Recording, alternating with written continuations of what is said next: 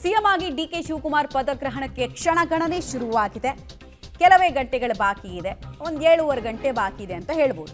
DK Shivakumar ಹೆಸರಲ್ಲಿ ಮನೆ ದೇವರಿಗೆ ಪೂಜೆಯನ್ನು ಕೂಡ ಮಾಡಲಾಗ್ತಾ ಇದೆ. ಕನಕಪುರದ ಕೆಂಕೇರಮ್ಮ ದೇವಾಲಯದಲ್ಲಿ ವಿಶೇಷ ಪೂಜೆ ಪುನಸ್ಕಾರಗಳನ್ನು ಅವರ ಅಭಿಮಾನಿಗಳು ನೆರವೇರಿಸ್ತಾ ಇದ್ದಾರೆ. ಬಿಕಾಸ್ ಕನಕಪುರದಿಂದ ವಿಧಾನಸೌಧದ 3ನೇ ಮಹಡಿಯ ಜರ್ನಿಯಲ್ಲಿ ದೇವರ ಆಶೀರ್ವಾದ ಕೂಡ ಇತ್ತು, ಇನ್ನಷ್ಟು ಇರಲಿ ಅನ್ನೋ ಕಾರಣಕ್ಕೋಸ್ಕರ ಪೂಜೆಗಳು ನೆರವೇರ್ತಾ ಇದ್ದಾವೆ. ಮತ್ತು ಬಹಳ ನಂಬ್ತಾರೆ, ದೇವರ ಮೇಲೆ ಅತೀವ ಭಕ್ತಿ ಮತ್ತು ಶ್ರದ್ಧೆ ಎಲ್ಲವೂ ಕೂಡ ಇದೆ. ಅವರ ಅಭಿಮಾನಿಗಳು ಅದೇ ಹಾದಿಯನ್ನು ಇಟ್ಕೊಂಡಿದ್ದಾರೆ. ಇನ್ಫ್ಯಾಕ್ಟ್ ಈ ದೇವಸ್ಥಾನಕ್ಕೆ ಡಿಕೆ ಶಿವಕುಮಾರ್ ಇವತ್ತು ಬರಬಹುದು ಅನ್ನೋ ಎಕ್ಸ್ಪೆಕ್ಟೇಷನ್ ಇದೆ. ನೋಡೋಣ ಏನಾಗುತ್ತಂತ.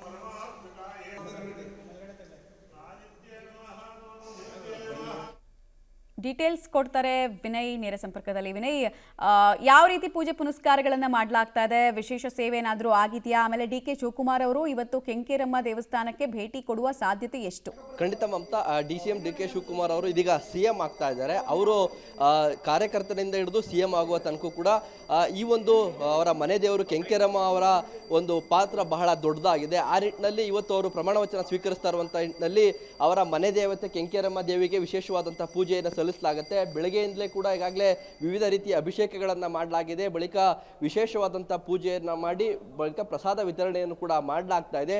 ಡಿಕೆ ಶಿವಕುಮಾರ್ ಅವರು ಯಾವುದೇ ಶುಭ ಸಂದರ್ಭ ಹಾಗೂ ಕಷ್ಟದ ಸಂದರ್ಭದಲ್ಲೂ ಕೂಡ ಅವರ ಮನೆ ದೇವತೆ ಕೆಂಕೇರಮ್ಮ ಅವರ ಕೈ ಹಿಡಿದಿದ್ದಾರೆ ಅನ್ನೋ ಒಂದು ನಂಬಿಕೆ ಅವರಿಗೆ ಬಹಳ ದೊಡ್ಡ ಪ್ರಮಾಣದಲ್ಲಿತ್ತು. ಹಾಗಾಗಿ ಕೆಂಕೇರಮ್ಮ ಹಾಗೂ ಕಬ್ಬಾಳಮ್ಮ ಡಿಕೆ ಶಿವಕುಮಾರ್ ಅವರಿಗೆ ಶಕ್ತಿ ದೇವತೆಗಳು. ಅವರ ಒಂದು ರಾಜಕೀಯ ಜರ್ನಿಯಲ್ಲಿ ಈ ದೇವರುಗಳು ಶಕ್ತಿ ತುಂಬಿದ್ದಾರೆ ಅನ್ನೋದನ್ನು ಕೂಡ ಎಲ್ಲರೂ ನಂಬಿರುವಂಥದ್ದು. ಹಾಗಾಗಿ ಅವರು ಸಿಎಂ ಆಗ್ತಾ ಇರುವಂಥದ್ದನ್ನ ಅವರ ಅಭಿಮಾನಿಗಳು, ಕಾರ್ಯಕರ್ತರು, ದೇವಾಲಯದ ಆಡಳಿತ ಮಂಡಳಿಯವರು ಎಲ್ಲರೂ ಕೂಡ ಇವತ್ತು ಸಂಭ್ರಮ ಮಾಡ್ತಾ ಇದ್ದಾರೆ. ಇವತ್ತು ದೇವಾಲಯದಲ್ಲಿ ವಿಶೇಷವಾದಂಥ ಪೂಜೆಯನ್ನು ನೆರವೇರಿಸಿ ಪ್ರಸಾದ ವಿತರಣೆ ಮಾಡುವ ಮೂಲಕ ಅವರ ಒಂದು ಏನು ಸಿಎಂ ಆಗ್ತಾ ಇರುವಂಥ ವಿಚಾರ ಏನಿದೆ ಅದನ್ನು ಸಂಭ್ರಮಿಸ್ತಾ ಇದ್ದಾರೆ. ಸದ್ಯ ಡಿಕೆಶಿ ಅಭಿಮಾನಿಗಳಿದ್ರೆ ಮಾತನಾಡಿಸ್ತೀನಿ. ಸರ್, ನಿಮ್ಮೂರಿನ ಮಗ ಇವತ್ತು ಸಿಎಂ ಆಗ್ತಾ ಇದ್ದಾರೆ, ಇವತ್ತು ವಿಶೇಷ ಪೂಜೆಗಳನ್ನು ಕೂಡ ಸಲ್ಲಿಸ್ತಾ ಇದ್ದೀರಿ, ಏನು ಹೇಳ್ತೀರಿ ಸರ್?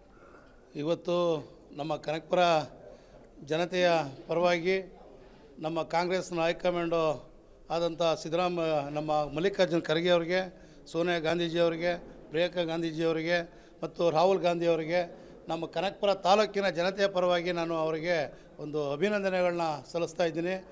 ಏನು ಡಿ ಕೆ ಶಿವಕುಮಾರ್ ಅವರು ಕನಕಪುರ ಮನೆಯ ಮಗ ಅಂತ ಹೇಳಿ ನಾವೆಲ್ಲರೂ ಕೂಡ ಅವ್ರನ್ನ ನಾವು ಬೆಳೆಸಿದ್ದೀವಿ.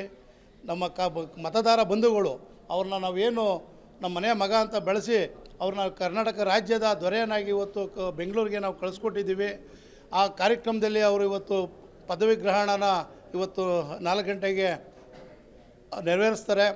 ಇವತ್ತೊಂದು ದಿನ ನಾವೆಲ್ಲರೂ ಕೂಡ ಅವರಿಗೆ ಒಂದು ಅಭಿನಂದನೆ ಸಲ್ಲಿಸೋದಕ್ಕೆ ಕನಕಪುರದ ಸುಮಾರು ಜನ ನಾವು ಕಾಂಗ್ರೆಸ್ ಕಾರ್ಯಕರ್ತರುಗಳು, ಅಭಿಮಾನಿಗಳು ಕರ್ನಾಟಕದಾದ್ಯಂತ ಎಲ್ಲ ಕಡೆ ಅವ್ರದೇ ಅಂತ ಒಂದು ಪಡೆ ಕಟ್ಟಿ ಡಿ ಕೆ ಶಿವಕುಮಾರ್ ಅವರು ಒಂದು ಜನಾಂಗದ ನಾಯಕರಲ್ಲ, ಅವರು ಎಲ್ಲ ಜನಾಂಗದ ನಾಯಕರು. ಅವರು ಬಟ್ಟಿರುವಂಥ ಕಷ್ಟಗಳನ್ನ ಅವರು ಎದುರಿಸಿ ಇವತ್ತು ಬಂದಿದ್ದಾರೆ. ಅವರಿಗೆ ಅಭಿನಂದನೆಗಳನ್ನ ನಾನು ಹೇಳೋದಕ್ಕೆ ಇಷ್ಟಪಡ್ತೀನಿ. ನಾನು ಮಮತಾ, ಇದು ಅವರ ಅಭಿಮಾನಿಗಳ ಮಾತಾಗಿರುವಂಥದ್ದು. ಅಂದರೆ ಅವ್ರು ಕಟ್ಟಿರುವಂಥ ಒಂದು ಏನು ರಾಜಕೀಯ ಕೋಟೆ ಇವತ್ತು ದೃಢವಾಗಿ ನಿಂತಿದೆ. ಹಾಗಾಗಿ ಅವರ ಒಂದು ಪ್ರಮಾಣ ವಚನವನ್ನು ನಾವೆಲ್ಲರೂ ಕೂಡ ಸಂಭ್ರಮಿಸ್ತಾ ಇದ್ದೀವಿ ಅನ್ನೋದು ಕೂಡ ಅವರ ಅಭಿಮಾನಿಗಳ ಮಾತು. ಮಮತಾ, ಧನ್ಯವಾದ ತಮ್ಮ ಮಾಹಿತಿಗಾಗಿ. ಕರ್ನಾಟಕದ ಹೊಸ ಅಧ್ಯಾಯ ಶುರುವಾಗೋದಕ್ಕಿದೆ ರಾಜಕೀಯ ವಿಚಾರದಲ್ಲಿ. ಸೊ ಹೇಗಾಗತ್ತೆ ಅನ್ನೋದನ್ನ ನೋಡಬೇಕು. ಆಧುನಿಕತೆಯನ್ನು ಮೈಗೂಡಿಸ್ಕೊಂಡಿರುವಂತಹ ಲೀಡರ್ಶಿಪ್ನ ಕ್ವಾಲಿಟೀಸ್ ಮತ್ತು ಸರ್ಕಾರವನ್ನು ಹಾಗೂ ಪಾಲಿಸಿ ಮೇಕಿಂಗ್ನಲ್ಲಿ ಡಿ ಕೆ ಶಿವಕುಮಾರ್ ಏನು ಮಾಡ್ತಾರೆ ಅನ್ನೋದು ಕುತೂಹಲ.